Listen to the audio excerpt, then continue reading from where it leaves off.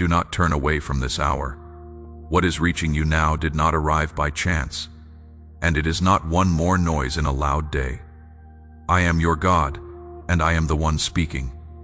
Hear me before anything else happens. Something is moving toward you. It is close. It is not a vague shadow you can push to the back of your mind, and it is not sitting far off in some distant year. It is near enough that I am speaking now instead of later. I would not lift my voice like this over something small. I am not telling you this to frighten you. Fear has never been the way I lead. But a person who has been warned walks through a door differently than a person who walks in blind. You are being warned. Take that as kindness, because kindness is exactly what it is. You felt something today, a tightness you could not name. A moment where the room seemed to hold still, and you told yourself it was nothing. It was not nothing. That awareness was mine, set in you on purpose, and you were right to notice it. You have learned to talk yourself out of that feeling. You call it nerves. You call it too much thinking. You were taught to push past the quiet in you and keep moving because stopping feels like weakness to you. Today, I am asking you to stop. Not for long, just long enough to hear me. Long ago, I woke a man in the night while a young child slept close by.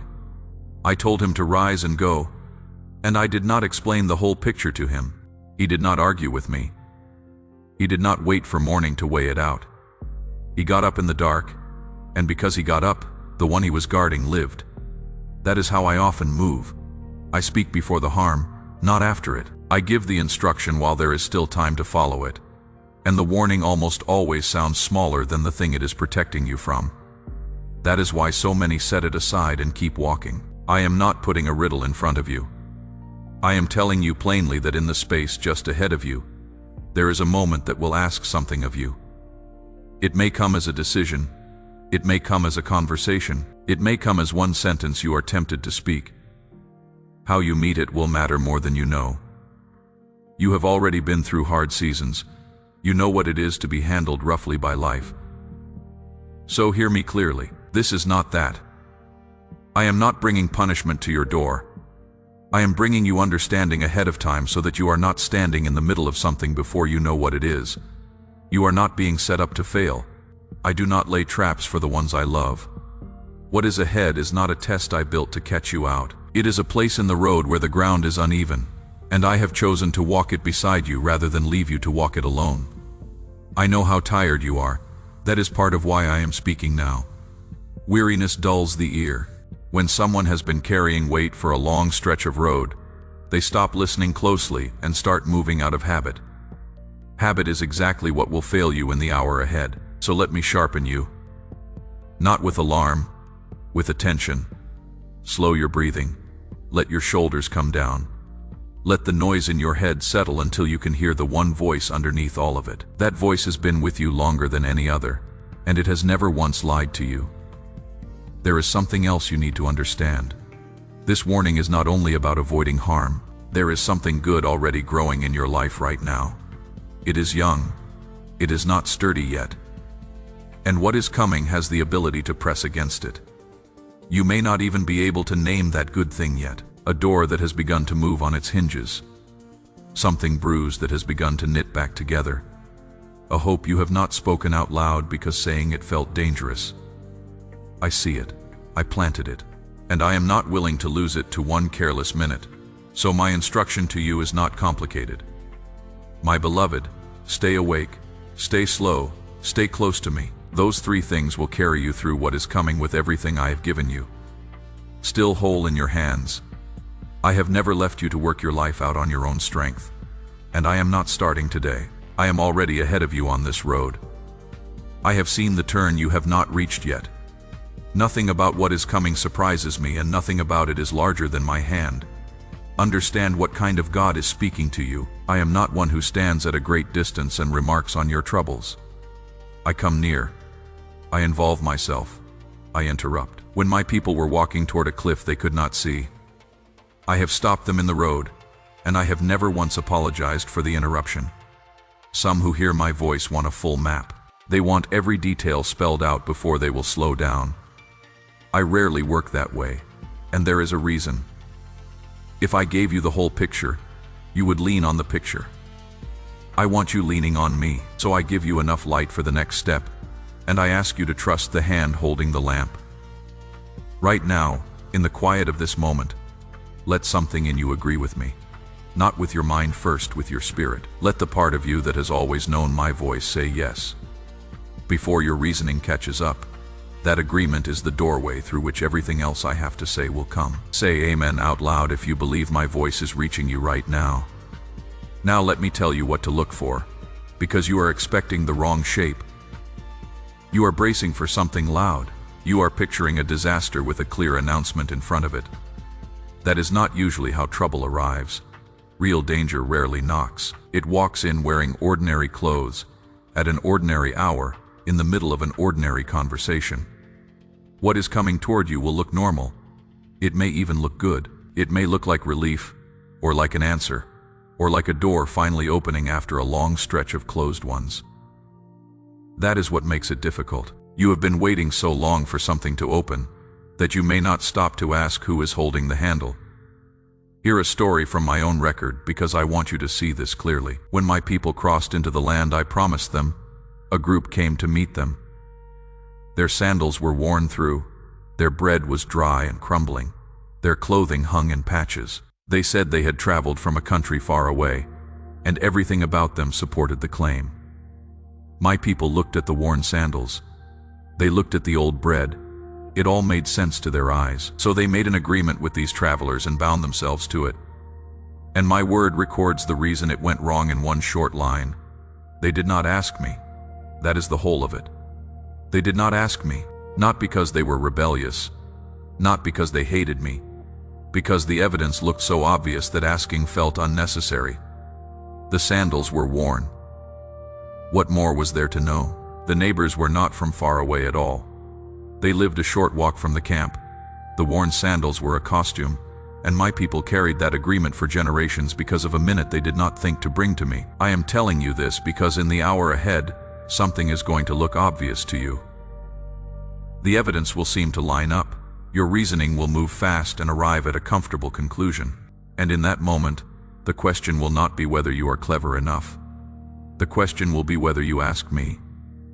So ask me, my child, out loud if you must. Even 4 words will do. Even a breath in my direction while you are standing there deciding. I am not hard to reach, and I am not slow to answer when the answer is urgent. Understand something about the word familiar. You treat familiar as though it means safe. It does not. Familiar only means you have met it before. There are patterns in your life that have come around more than once, wearing a slightly different face each time, aiming at the same soft place they always aim at. You know the pattern. I mean, you may not be able to describe it, but your body knows it. There is a certain kind of person, or a certain kind of offer, or a certain kind of pressure that has cost you before. It is circling back, not to finish you, to find out if you have changed. You have changed, that is the part you keep forgetting. You are measuring yourself against who you were the last time this came around, and that measurement is out of date. Something in you has been strengthened since then. Today you will meet the same pattern with a different person standing inside your name.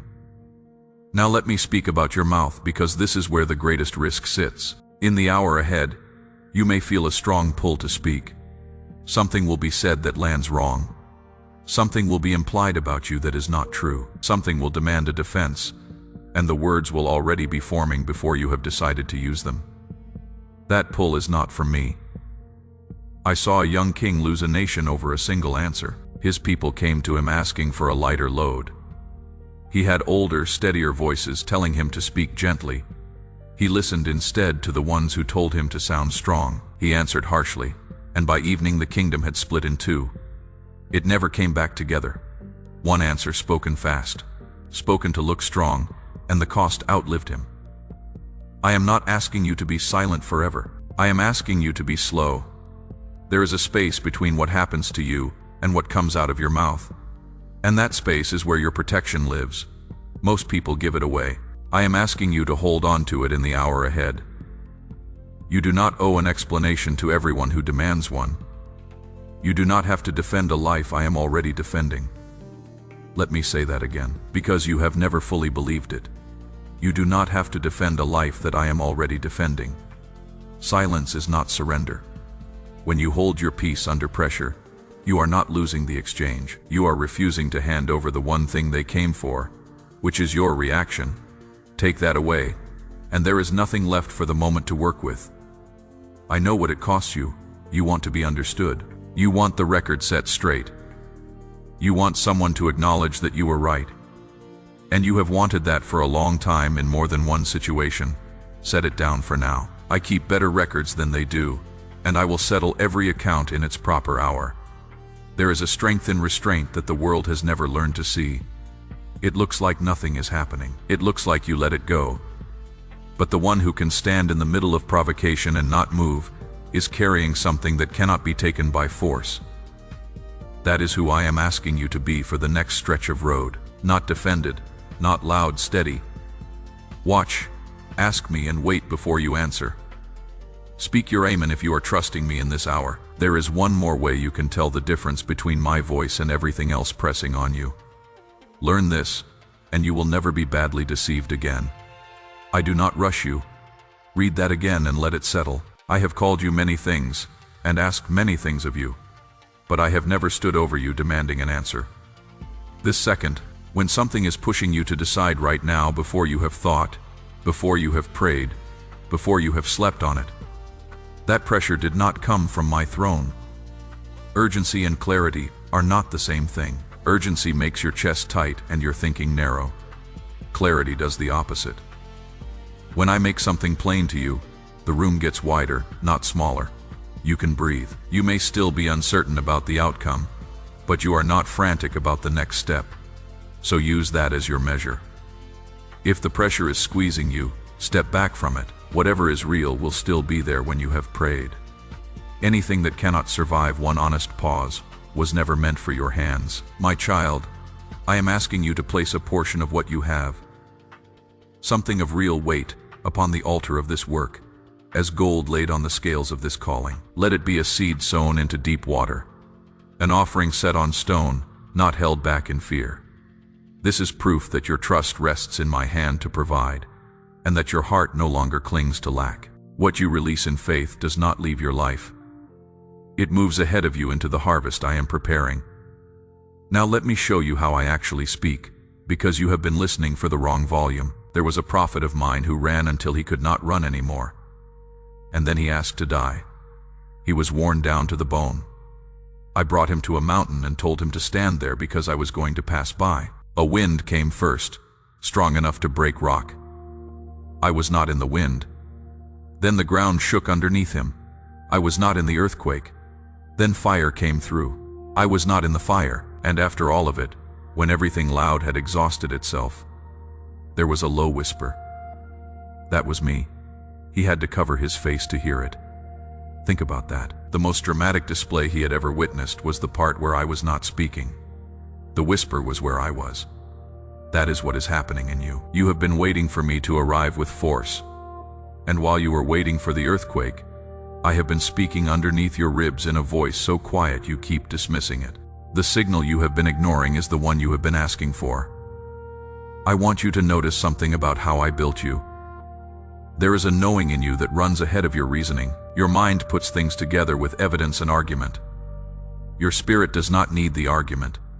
It arrives first, and it arrives without proof. And it is right far more often than you allow it to be. When those two disagree, you almost always side with your mind. You do it because your mind can explain itself and your spirit cannot. But an explanation is not the same as truth. Your mind can build a reasonable case for a thing that will cost you dearly. Your spirit will simply say no, and offer you nothing to hold up in court side with your spirit. It is the older witness, and it is closer to me. Let me tell you about a man who was traveling a road he should not have been on. His animal stopped in the path and would not move. He struck it. It moved again, and then it pressed him against a wall. He struck it again. The third time, it simply lay down beneath him, and he was furious. He could not see what the animal saw. There was a messenger of mine standing in that road with a drawn blade. The stubbornness he was beating was the only thing keeping him alive. His anger was aimed at his own rescue.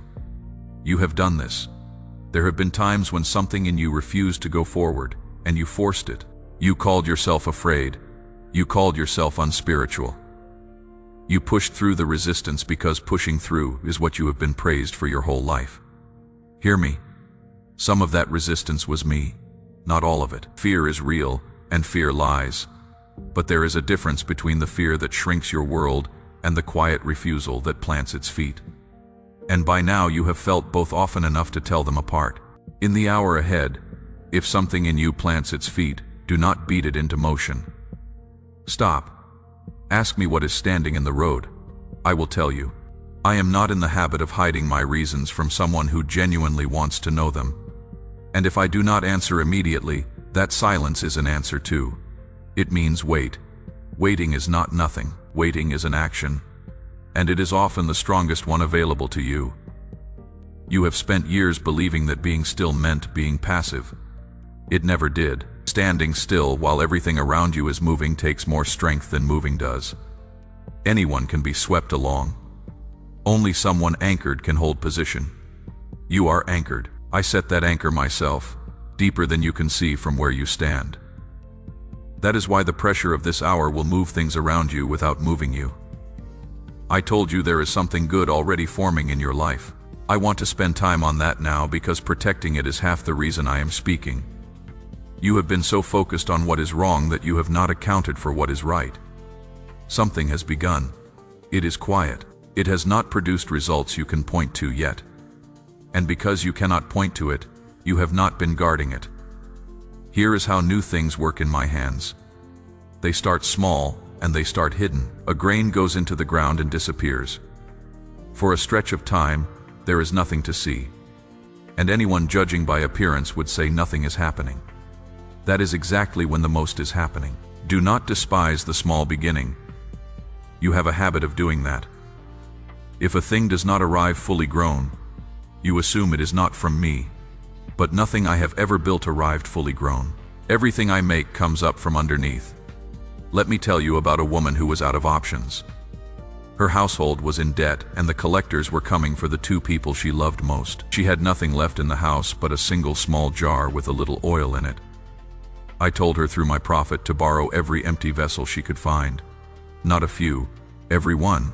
Then she was told to go inside her own house, shut the door behind her, and pour. Notice the door. She was told to shut it. What happened next was not for the street to see. She poured from that small jar, and it kept pouring. Vessel after vessel, until there were no more empty containers left to fill. The oil stopped only when the room ran out of room. Then the debt was paid, and the two she loved were kept. I want you to see two things in that. The first is that the amount in her hand was never the limit. The limit was how many empty vessels she was willing to gather. The second is that it happened behind a closed door. There are things in your life right now that need a closed door. Not because they are shameful, because they are young. A young thing does not need an audience. It needs quiet, and it needs time. So stop announcing it. Stop laying it out for people who have never once been glad for you. You have a habit of taking the newest, most tender thing in your life and handing it to whoever asks.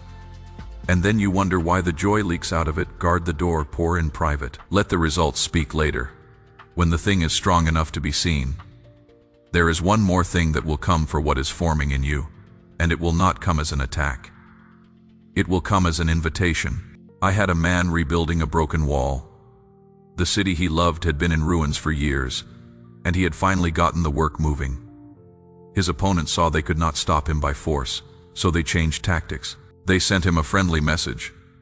Come down and meet us on the plain. Let us talk. Just a conversation. 4 times they asked. 4 times he sent back the same answer. I am doing a great work, and I cannot come down. He was not being rude, he was being accurate. He understood something you need to understand today.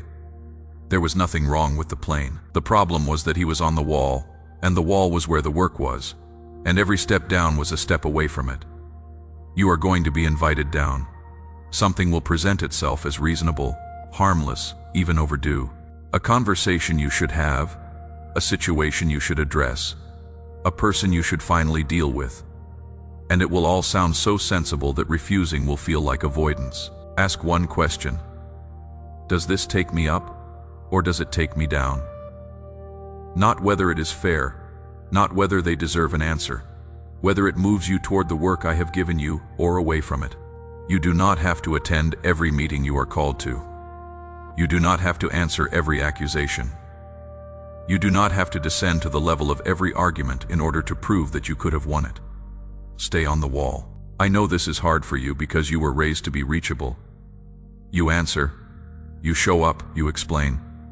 Being unavailable feels to you like being unkind, but there is a season for open hands and a season for a closed door. And I am telling you plainly which season you are in. The ones who love you will still be there when the wall is finished. The ones who only wanted you off the wall will lose interest.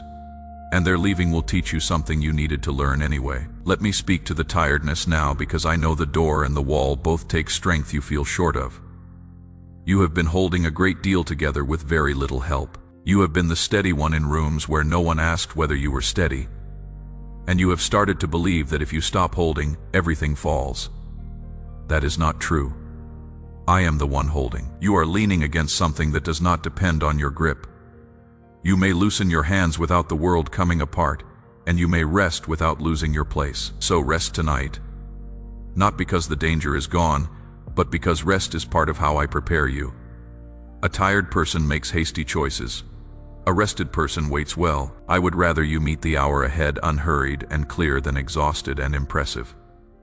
What is forming in you is worth this care.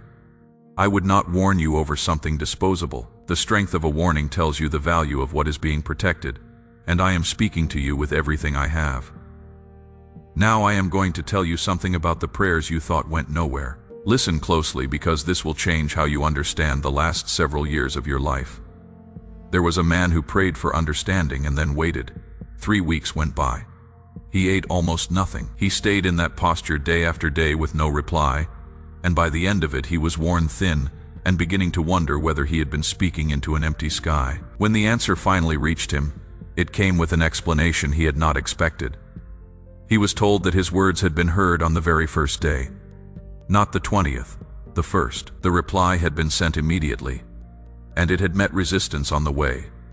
Sit with that, my child. He had spent 21 days believing he had not been heard, and he had been heard within the hour. What he interpreted as my absence was a contested road. There was pressure against the answer, not against the asking, and when the resistance held too long, I sent the captain of my own host to break through it, and the message arrived. I am telling you this because you have your own count of days.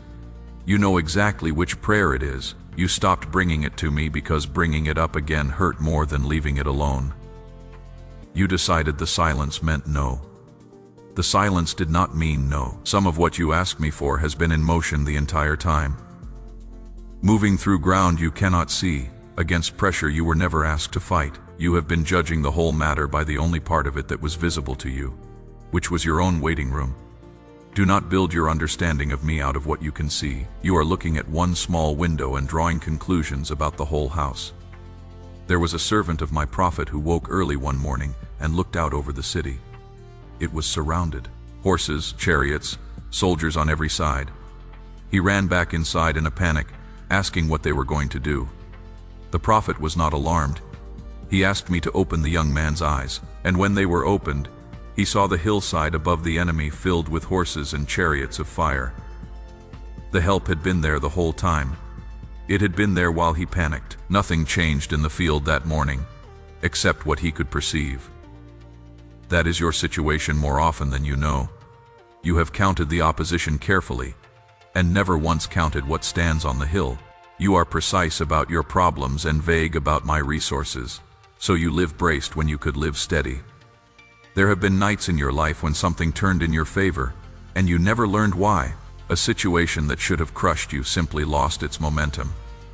A person who was determined to harm you moved away or moved on. A threat came right up to your door and then stopped there. You called it luck. You called it a close call. It was not either of those. I have settled entire matters in a single night before, and the ones who woke in the morning found the field changed without a sword being lifted by the people I was defending. I do not need you to fight what I have already handled. I need you to stop rehearsing a battle I have finished. Now here's something about those who have set themselves against you. There was a man in a palace who built a structure meant to destroy someone he hated. He measured it. He had it made high enough that the whole city would see it. He went to bed satisfied, and by the end of the following day, the thing he had built was used on him instead. I did not need to construct anything to answer him. He had already done the work himself. That is very often how it goes. Malice is a poor builder. Given enough time, it collapses inward on the one who made it. And I do not have to lift a hand to arrange that. So take your attention off them. You have given years of thought to people who no longer deserve a single minute of it. You have argued with them in your head, won speeches you will never deliver, and rehearsed old wounds until you knew them by heart. All of that is time taken out of your one life and handed to someone who does not even know they have it. I will handle them. I am better at it than you are, and I am not emotional about it. And there is something else, harder to hear but truer than anything you have believed about your past. What was aimed at your harm has not stayed harmful. I have taken more than one act of cruelty and made it the exact door through which the person walked into their purpose. Think of the young man sold by his own household and carried to a foreign country in chains. Years later, he stood in front of the same people with power to end them, and he told them plainly that what they intended for harm, I intended for good. He did not pretend it was not cruel. He named it as cruelty, and then told them what I had done with it. I am not asking you to call your wounds a blessing. They were not. I am telling you that I am able to take what was done to you and set it to work for a purpose those people never imagined and would not have chosen. That is not the same as excusing them. It is bigger than that. So stand where you are and stop carrying the weight of your own defense. The road ahead of you has been walked already by me. The resistance you cannot see is being handled by hands stronger than yours, and the hour that is coming has no power to take from you what I have decided to keep. Let your amen be heard if your faith is still standing. Now let me tell you what happens on the other side of this hour, because there is another side and you will reach it. The pressure will ease. The thing that was approaching will pass through or pass by, and the air around you will change. You will notice it in your body before you notice it in your thinking. Something in your chest will loosen, and you will realize you have been braced for days. That is when I need you to be careful, and this is the part most people miss entirely. They hold steady through the difficulty, and then let go completely the moment it lifts. They guard the gate all night and leave it open at dawn. Two things will come for you after this passes. I want you to know both of them by name before they arrive. The first is second thought. You will begin to wonder whether you handled it correctly. You will replay the moment and find angles you did not consider. You will ask whether you were too cautious, whether you missed an opportunity, whether the whole warning was your own imagination working overtime. Understand where that comes from. It is not from me. I do not bring you through something with clarity and then hand you confusion about it afterward. When I correct you plainly, and you know exactly what I mean. What arrives as a fog of doubt over a decision you made in obedience did not come from my throne. You handled it. Let that be finished. The second thing is stranger, and it catches people who are otherwise strong. You will feel a pull back toward the very thing you stepped away from. It will not feel like rebellion. It will feel like curiosity. A small wondering about what would have happened. A quiet sense that maybe you were too harsh. Maybe there was more there. Maybe you should reach out one more time just to see. That pull is the oldest trick there is, and it works because it does not feel like danger. It feels like an open question. I brought a whole people out of a land that had ground them down for generations. Within weeks they were talking about the food. They remembered cucumbers and melons and onions and garlic. They spoke about that place with something close to longing. And they had wept there their entire lives. That is what familiarity does to memory. It edits, it keeps the taste and deletes the chains. So when your mind starts serving up a warm version of something that cost you dearly, know what is happening. You are not remembering, you are being recruited. Do not go back, my beloved. What you stepped away from was not a mistake to correct. It was a door closed on purpose, and I closed it with you. Now hear the good part. because I did not bring you through a narrow place just to leave you standing in it. When you refuse something that was not yours, a space opens. You will feel that space, and you will not like it at first. Emptiness makes you nervous. You are used to full hands, even when what filled them was hurting you. And an open space feels like a problem to solve. It is not a problem, my child. It is a room I am preparing, so do not rush to fill it. This is my clearest instruction for the days just ahead. Do not take the first thing that presents itself, simply because standing in an open room is uncomfortable. What is coming to fill that space is better than what left it. And it is not in a hurry because it does not need to be. Let me be specific about what I am moving toward you. There is provision that has been held in the wrong hands, and I am moving it. Not because those hands are being punished, though some are, but because it was never theirs to hold. What was stored up in places that do not honor me has a way of coming loose. And I know precisely where it is going. There are debts that have followed you for years, and I am not impressed by their age. A thing does not become permanent, simply because it has lasted a long time. What has been draining you month after month is going to stop draining you, and you will notice the quiet where the pressure used to be. There is a weariness in your body that no amount of sleep has touched. I am dealing with that. Strength is going to return in a way you cannot account for by anything you did differently. You will simply notice one morning that you got up without dread, and you will not know when that changed. There are those you love who are woven into this, and I have not forgotten one of them. The ones you carry to me by name, the ones you pray for without ever saying the words out loud, the ones whose troubles wake you in the night. I see the whole household. What I am doing in you does not stop at the edges of you, and there is a door that has been closed so long you stop checking it. I am opening it, not partway, not as a test, opening it in a season where you have the wisdom to walk through it well, which you did not have the last time you knocked. Now let me speak about rest, because you will be tired when this passes, and you will try to push through the tiredness. One of my prophets collapsed under a tree in the wilderness and asked to die. I did not lecture him. I did not question his faith. I sent food, and I let him sleep. Then I woke him, gave him more, and let him sleep again. Only after that did I speak to him about the road ahead. And it was a long road, and he walked it. That is how I restore someone, not with a speech, with bread and sleep and time. So when this pressure lifts, eat something and rest and let me handle the rest of it. You are not lazy for needing that. You are a living thing, and living things recover. I am not finished with you. This hour is not the summit of your life. It is a narrow section of a much longer road, and what you learn passing through it will serve you for years. There is a reason this is happening now, and it is larger than the hour itself. I want you to understand it before I finish. You are being sharpened for something. The awareness I am asking of you today is not a one-time requirement for one difficult afternoon. It is a skill, and I am teaching it to you now because you are going to need it later.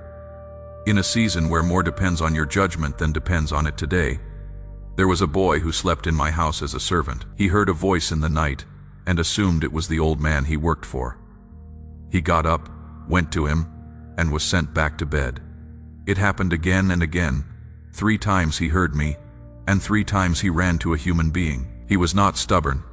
He simply did not know the sound of my voice yet, and no one had taught him. Finally, the old man understood what was happening and told the boy what to say. So when I called the 4th time, the boy answered, "Speak, for I am listening."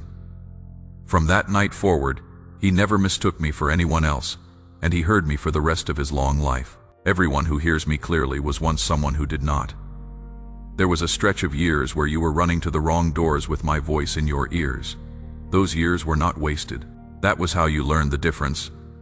And today, when I speak, you may argue with it, but I want to show you one more thing, because it tells you what kind of God has been arranging your steps. There was a man praying on a rooftop in the middle of the day, and I gave him something to see that unsettled everything he had been taught. At the same hour, in another town, a foreign officer who had never belonged to my people was also praying, and I spoke to him too.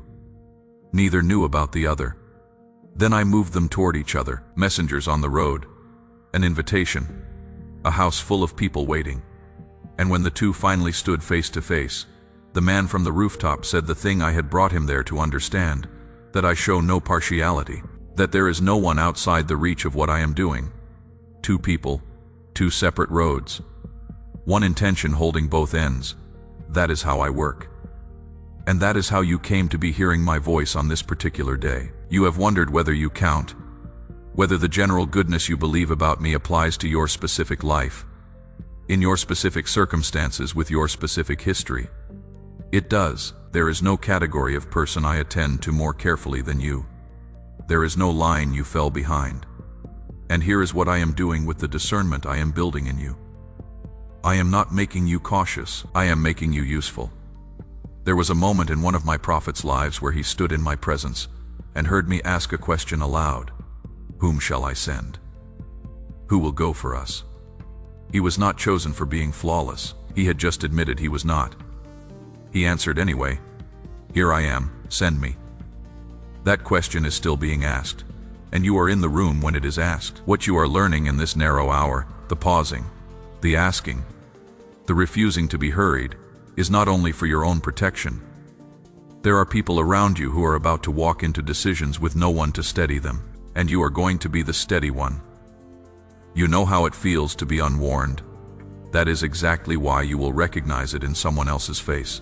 What you are passing through is making you the person you needed when no one was there. So carry this forward, not as fear. As attention when something feels rushed, slow it down. When something feels unclear, wait for it to clear. When something feels wrong, step back from it and ask me. Those 3 habits will save you from more trouble in your remaining years than any strategy you could devise. Now receive what I am placing on you. I set a covering over your comings and goings. Let the plans made against you fall apart in their own hands. Let the pressure that has followed you lose its grip and lose interest. Let doors open in front of you before you have to knock twice. Let provision find you from directions you never expected. Let your mind be quiet at night.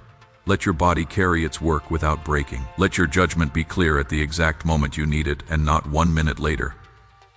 Let the peace I give you be the kind that does not depend on your circumstances behaving. Let the ones you love be kept. Let your house be a place where I am welcome and where tired people can breathe. Let what you build outlast you. Let the good you have done quietly return to you in ways you cannot trace. And let this word stay with you, not as an impressive moment you once had, but as something that changes how you walk from here. The hour ahead is real. I have not exaggerated it, and I will not soften it, but you are not walking into it alone. And you are not walking into it uninformed, and those 2 things together are enough. I have gone ahead of you. I have looked at the turn you have not reached. I have measured what is waiting there against what I have placed in you. And I am not concerned.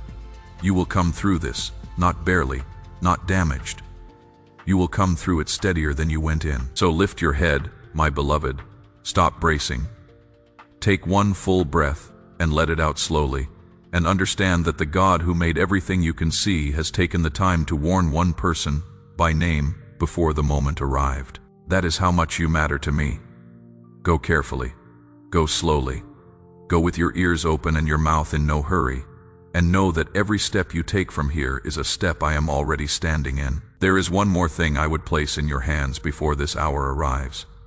Do not measure the strength of what is forming in you by how quiet it still is.